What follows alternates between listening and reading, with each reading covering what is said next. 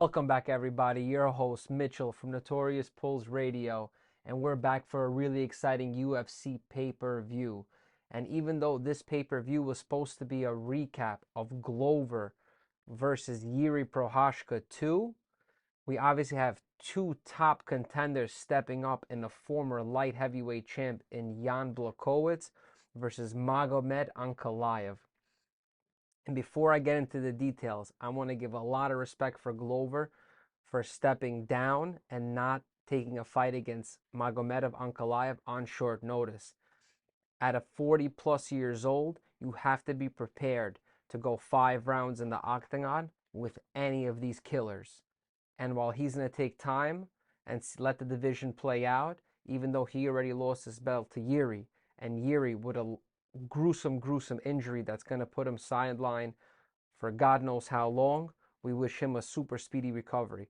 But let's get into these two. We got Jan Blachowicz, 29-9, the number 2 ranked light heavyweight, going against Magomed Ankalaev, the number 3. This fight absolutely makes sense, even if it wasn't for the belt. I love the fact that this matchup was made by the UFC to preserve such a amazing UFC pay-per-view that will be at the T-Mobile Arena December 10th, this Saturday, on pay-per-view. So let's get into the nitty-gritty. Jan Blachowicz, 29-9. He's an underdog at a plus 225, and that's fucking crazy. We have a former champ with a decorated record, and his last win, he beat Alexander Rakic. He obviously lost his belt to Glover Teixeira rear naked choke. He beat Israel Adesanya when Izzy did try to make that leap into light heavyweight to be a double champ, but which was unsuccessful. The Polish power was too much.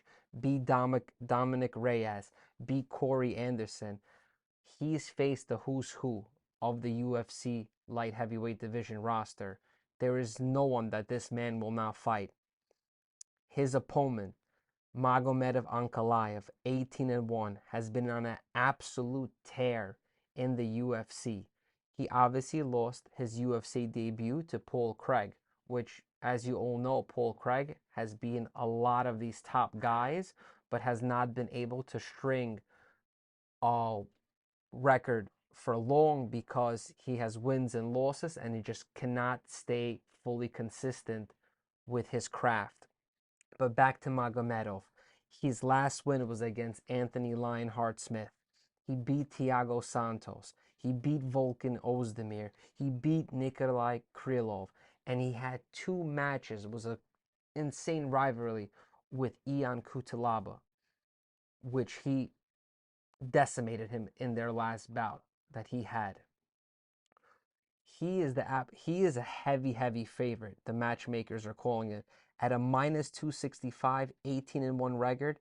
This Dagestani beast, like I said, I repeat, the guy with the beard and no mustache, you do not need to know his name. He's an animal. This guy Magomedov is a beast. And that's why he's getting to actually fight for the belt. I'd seen this guy, and I've been talking about it before in my previous episodes, that he will be fighting for a title, and it was only a matter of time. With some extreme circumstances, he got bumped up right along to where he needed to be. And these two face Saturday night for the light heavyweight championship title in the UFC. Who's my pick? I gotta say, I love Jan Blachowicz, but I never go against a guy, like I said, no mustache with a beard from Dagestan. Forget it. These are the guys I do not bet against, and I'm going to have to rock with Magomedov. He is so talented, and we're only seeing the surface of what he really can do. This star powered wrestling, grappling, his overall game is very complete, and I'll see him giving a lot of trouble to Jan Blachowicz. I respect Jan for stepping up and wanting to regain his title. Even though I don't believe this is the right way for any of these guys to be crowned, because I do believe that Glover and Jiri should run it back, but that fight will have to be paused and the division must move forward. And that's one of my favorite things about the UFC. They never hold up the division. They do everything in their power to keep things moving forward. So this main event is going to be something to watch. It's going to be spectacular, and this is not going to the judges' decisions. In our co-main event, we obviously have the fan-friendly Paddy the Baddy Pimlet. I'm here to take over, lad. I'm the new cash cow. I'm the new main man on the UFC roster. I best be in the game next week, lad. That's simple. Know what I mean? I'm the new man, lad. People are going to be calling me out now. Do you know who the boy is? Versus a UFC veteran in Jared Flash Gordon. And a lot of people are really high on Paddy. He's 3-0 in the UFC. He's a Brazilian Jiu-Jitsu black belt. And he's just an absolute character on and off camera. Hello, look, my dog's just had like a slap outside. I was just wondering if you got some water. I don't want to leave it outside your front path. It is. I'm 5 minutes away. He does a lot of work with mental health. He's a huge activist in his community. And he's just an overall awesome guy just to watch. And I love watching his podcast that he's a part of. And he has a lot of energy. Jared Gordon is a veteran, 19-5, and he is the underdog at plus 210.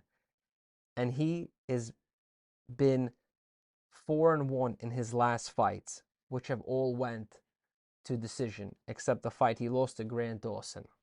Paddy 3-0, has wins over Jordan Levitt, Rodrigo Vargas, and Luigi Vendramani. But I do believe that Jared has a good chance at taking out Paddy this fight. And another thing I wanted to mention, our guy from Long Island, Matt Frivola, he even said after Jared takes out Paddy, he'd fight Paddy even if he wins or loses. So I can't wait for my guy Matt Frivola to get his hands on Paddy, win or lose, even though Paddy's coming in as the heavy favorite at the minus 250. And I think that these odds are a little far-fetched. So this co-main event is going to be very interesting. A lot of people thinking that Paddy is going to cruise through this fight against a guy like Jared Gordon, but you guys will be in for a rude surprise. Jared Gordon could pull off the big upset, and that's why I'm kind of going to hold my ground and rock with Jared Gordon. He's a veteran, and I think he's going to grind down Paddy, and I think this is Paddy's biggest step up in competition in the UFC thus far. So it's a really exciting co-main event. The crowd is always with Paddy. He always brings a nice flair to his performances, and I'm really looking forward to these guys getting the co-main event slot. In our next fight, which was kind of in a scramble, when Santiago Ponzinibbio lost his opponent. His opponent had to pull out, and I'm really happy who stepped up, and that's a guy in Alex Moreno. Ponzinibbio is a minus 380 favorite, which is absolute fucking bonkers. Prior, he was in a 7-fight win streak until he got iced by Li Jingliang. Then he had a really, really gutsy, tough, gritty win over Miguel Baeza, and he's right now currently in a 2-fight losing streak. So the pressure is really on him. And for them to give him such a heavy favorite over a guy in Alex Moreno, who's on a 4-fight winning streak. This guy has everything riding for him, and he's going into every fight as the underdog. And I love this kid's energy. There's just something about him. He does not quit. Alex Moreno is a scrappy, scrappy UFC fighter. He has wins over Matthew Smelsberger. He has a win over Mickey Gall, David Zawada, Donald Cerrone. This kid has no quit in him. And if you think putting your money on Santiago is going to lock it up and then Alex is going to just fold, you have a rude awakening. I just really like Alex Moreno's style. He's relentless, and I think there's going to be a little bit too much pressure on Santiago Ponzinibbio to beat him in a stylistic fashion, which I think that pressure will build up against him and cause him to fold. and I will be rocking with Alex Moreno that night. That's a really exciting welterweight match, and I cannot wait. And like I said, when the UFC does pay-per-views, they really, really pack out great, great cards that have lots of finishes to come with. So let's move on. Finally, for the next fight, a guy who's been hanging out with my man's Khamzat Chimaev. We're getting our food the other day, and he looks at me and he's got like his big UFC bag, and he goes, starts just ruffling everything in his UFC bag. So then the next day I was coming out to like the changing rooms and I heard one fighter saying to like his friend, I've been coming here every day now for the past week and there's no drinks.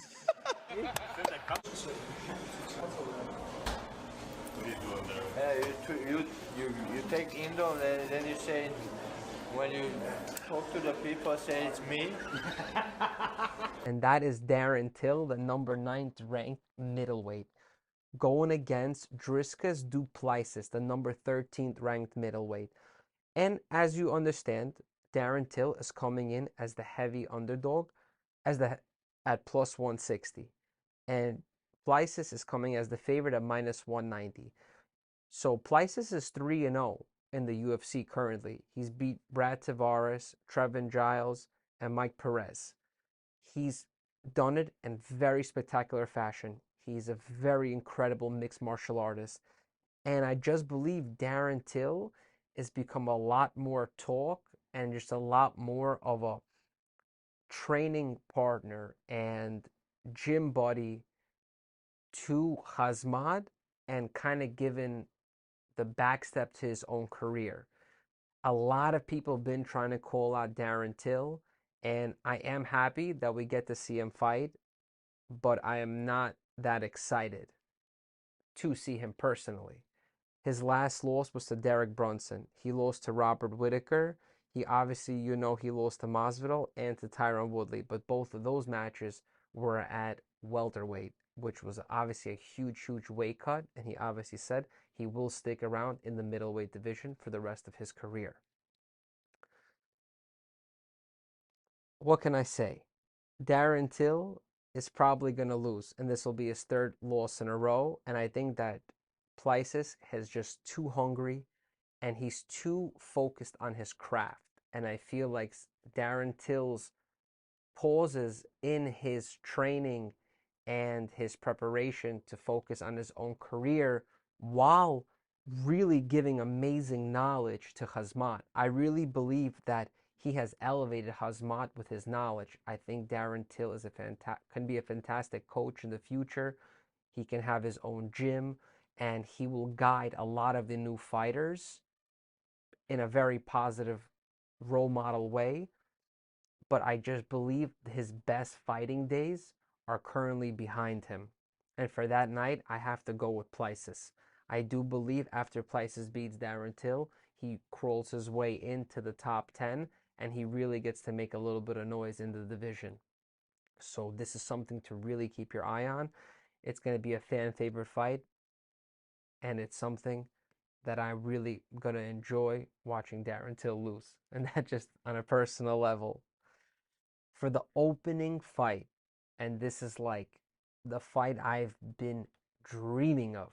I cannot wait to even start talking about it. We have 2 huge rising stars in the featherweight division. You obviously have Bryce Mitchell, Thug Nasty, going against the Georgian powerhouse in Ilia Topuria. Both guys are undefeated. Both guys are on a massive climb to the top.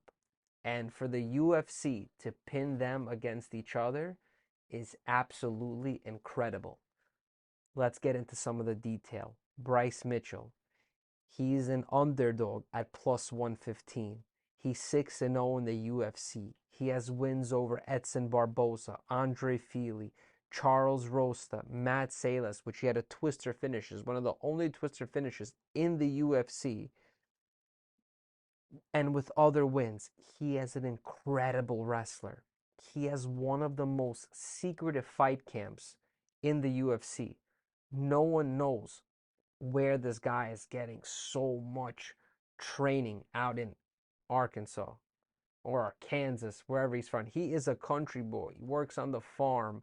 He's out here challenging Joe Rogan about that the earth is not flat, that it's round. Just crazy conspiracy theories, which is like, it's absolutely insane how this guy has time to challenge science and train at such a high level. But don't get me wrong, he is a fierce, fierce competitor, and he is not anyone to be played with. His opponent, the number 14th ranked Ilia Topuria, he is a Georgian, Spanish, El Matador killer. Amazing boxer, amazing grappler, just fluid boxer. Just his game is insane, and he has massive, massive knockout power. His last 3 fights, he's 4-0 in the UFC, and his last 3 fights have all been by knockout. His game is just, it's something special, and a lot of people don't want to call out his name. He's obviously in the top 15, but I do believe he should be fighting guys closer into the top 5. He really is that good, and he will make his way into a championship run very soon.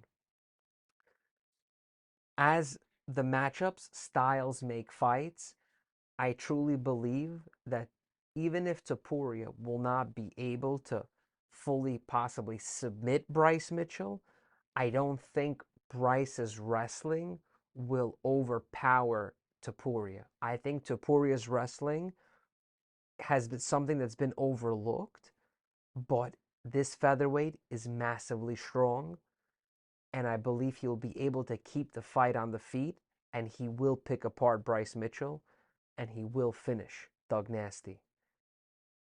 And that's all I have to say on that. This fight is not going to the judge's decision. There is no judge's decision in the opening fight on Saturday, December 10th in the T-Mobile Arena. This is the hottest fight on this card. You hear me say it. This is better than the main event. This is the sickest fight in the main event. So I cannot wait. We have Topuria at a favorite at minus 135. The odds are very tight on this fight, and I'm going to be rocking with my boy Topuria the Matador. He is an absolute beast. After he comes victorious in this fight, we are sending him unlimited hachipuri to his door so he can feast with us, and we will be cheering for him Saturday night. Also, I want to give a shout out to my friend Nazim, the Black Wolf Sarikov. He is having a seminar on December 18th at 12 to 2 at 264 Canal Street, a grappling seminar. Guys, if you are in New York City, make sure you go see it. And remember, if you want to support us and keep watching us, please, we have the best merch in town. Go on notoriouspulls.com, and we have the best merch in the business. And remember, if it ain't notorious, I don't want it. This is your host, Fight Pass with Mitch at Notorious Radio, and we will see you soon, and enjoy Saturday night, and we will keep giving you episodes, and happy upcoming holidays.